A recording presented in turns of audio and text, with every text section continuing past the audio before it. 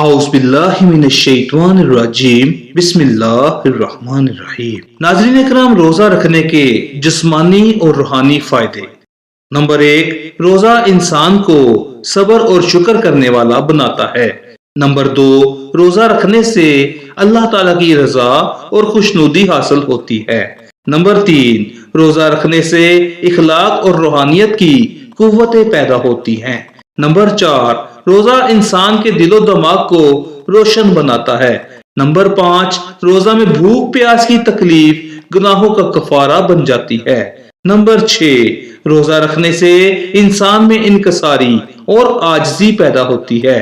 Number 7، روزہ دار ہر وقت اللہ تعالیٰ کی عبادت میں شمار ہوتا ہے۔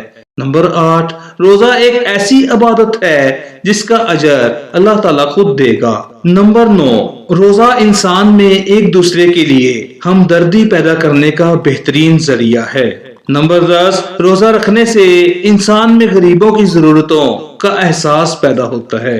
نمبر 11، روزہ جسمانی صحت کو بہتر بناتا ہے۔ نمبر 12، روزہ رکھنے سے جسم میں موجود فاسد مادے خشک ہو جاتے ہیں۔ نمبر 13، روزہ دماغی کام کرنے کی صلاحیت کو بڑھاتا ہے۔ نمبر 14، روزہ شوگر لیول کو کنٹرول کرنے میں اہم کردار ادا کرتا ہے۔